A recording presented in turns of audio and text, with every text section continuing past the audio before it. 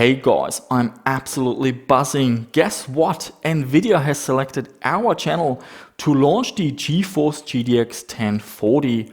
Now, I recently sent them an email and I told them I'm not too impressed with all these expensive RTX ray tracing video cards and that they should launch a true budget video card like the good old 8800 GT with decent performance and a great price. So when I picked up this package from the post office and I opened it up, I couldn't believe my eyes. Nvidia listened to our feedback and here it is, the GTX 1040. Now I was really surprised that Nvidia didn't send this video card to Tech Yes City or Hardware Unboxed, but the Nvidia influencer agent told me that these larger channels, well, they actually have their own opinion. So they are changing their strategy and want to work with smaller channels instead. Now for the GTX 1040 there won't be any Founders Editions. This is a model from Gigabyte and we will take a look at the specifications shortly, but apparently you will be able to buy this video card for just $63 including free shipping. So let's not waste any more time and let's put this graphics card onto our test bench. We have an i7-4790 with 16 gigabytes of RAM. So first up we have a few 3D Mark benchmarks. Here we have Skydiver and let's have a look at the colors. So purple we've got a GT 1030, blue is a GTX 750 Ti, the red card is our GTX 1040 and the green one is a GTX 1050 and we can see the 1040 fits in nicely just behind the GTX 1050. Moving on to Firestrike, we can see similar outcome with the GTX 1040 just a little bit behind the GTX 1050. We also have a few games. Here we have Just Cause 2 running at 1080p and once again just a little bit behind the 1050 but well in front of the 750 Ti. Here we got Alien Isolation also at 1080p and here we can see the 1040 is right in between the 750 Ti and the 1050. And in Shadow of the Tomb Raider, I lowered the resolution to 720p to get better performance. We're getting 56 FPS with the GTX 1040, which is fantastic. It's just 4 FPS behind the GTX 1050.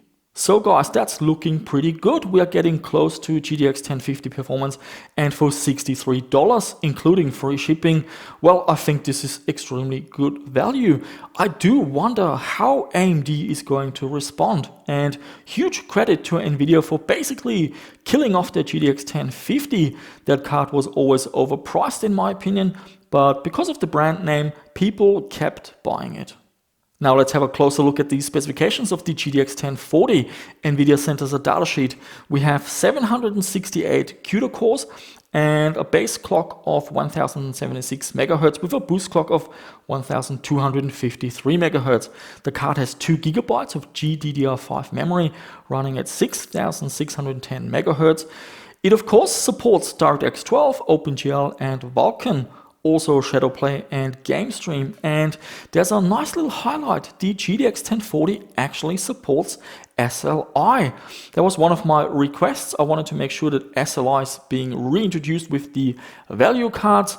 Why buy one card if you can buy two for double the price? And yeah, what was Nvidia thinking packing all these features into such a cheap graphics card? In terms of outputs, we are spoiled for choice. We have dual DVI. One of them even carries the analog signal, so you can use a DVI to VGA adapter and hook up an old school CRT monitor. But we also get modern connectors like HDMI and DisplayPort. And Nvidia also made sure that this card is power efficient. Look at that, no PCI Express connector. So this is a brilliant video card to upgrade older machines that might have a weaker power supply. Let's take a quick look at the back of the card. Here we've got the model number and hang on a minute, that can't be right. What's going on here? The sticker says 950.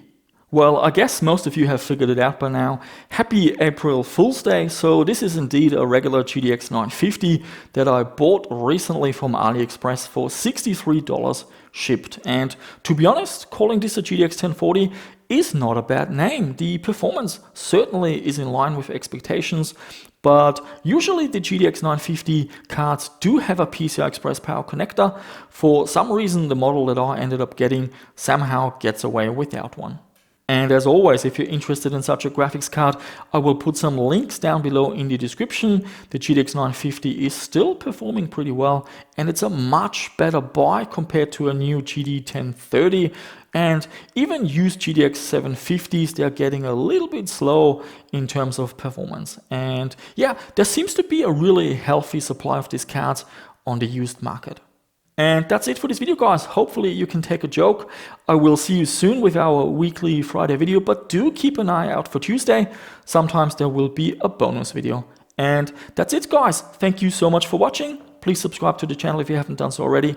Give it a like and click on that notification bell. And I shall see you soon with another one.